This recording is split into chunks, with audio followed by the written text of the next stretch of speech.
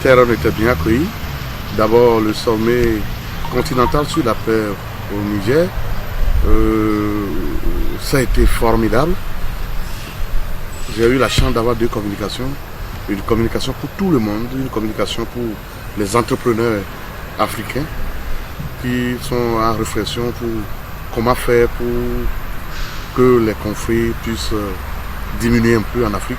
Donc, on a, à cette manifestation, à cette réunion de conférence des entrepreneurs de l'Afrique, j'y ai pris part où j'ai eu encore deuxième communication qui porterait comment promouvoir le chez nous africain que nous sommes pour permettre à ce que l'Afrique puisse décoller. Après ma communication, je peux dire tous les représentants africains, les opérateurs économiques africains, les philanthropes africains autour de moi commencent par dire, et dans mon pays Kenya, dans mon pays Soudan, dans mon pays Soudan du Sud, dans mon pays Éthiopie, dans mon pays Somalie, dans mon pays, Vitaïron a fait son chemin.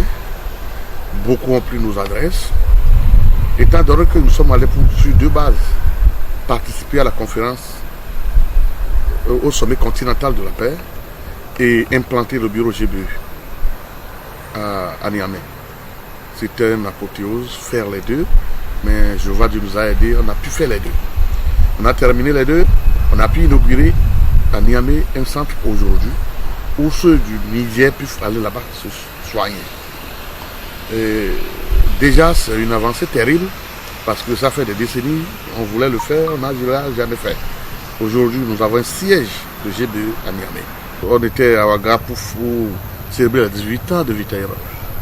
Dans la salle, c'est des responsables qui étaient là. C'est des responsables sanitaires, c'est des responsables de l'UMOA, c'est des responsables qui étaient là. Et tout le monde avait leur idée, c'est de comment promouvoir le produit. Et comme ils ont la chance de fêter 18 ans, tout le monde est en train de prendre cette décision. Vitaïron à chaque ménage au Burkina Faso. Vous allez voir et vous allez constater. C'est une réussite. Troisième point, on est descendu à Abidjan, en Côte d'Ivoire, hier nuit, on a eu une rencontre avec l'équipe technique de GBE de la Côte d'Ivoire. Et aujourd'hui, on a élargi un peu. Ce n'est plus l'équipe technique de GBE seulement, mais le consul du Bénin de la Côte d'Ivoire, M.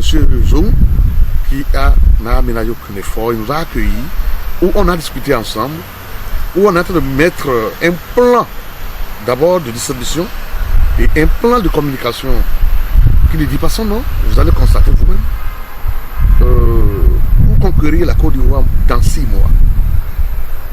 Et que lui, étant béninois et vivant avec les béninois de la Côte d'Ivoire, il va s'organiser pour que chaque béninois dans son contrée soit distributeur produit GBE dans la contrée. Étant donné que, bien sûr, depuis 2009, la Côte d'Ivoire m'avait adopté comme son fils. Donc, les autorisations, on l'avait déjà eu. Et beaucoup de choses, on l'a déjà eu.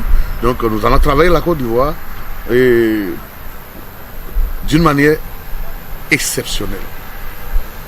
La semaine prochaine, le Sénégal nous attend, la Guinée-Conakry nous attend et le Niger nous attend encore. Parce que nous sommes sponsors pour un grand événement, Miss Diaspora 2019. Et c'est le samedi 14 décembre prochain à Niamey, à Radisson Blu, à l'hôtel Radisson Blu, on verra le Miss Afrique, on peut dire Miss Afrique, qui sera prochainement l'ambassadeur de Vitaïron dans le pays africain. Félicitations à toute l'équipe GBE qui nous assiste, qui font que Raphaël Tidimet continue d'être toujours le PDG de GBE. Félicitations à tout le monde.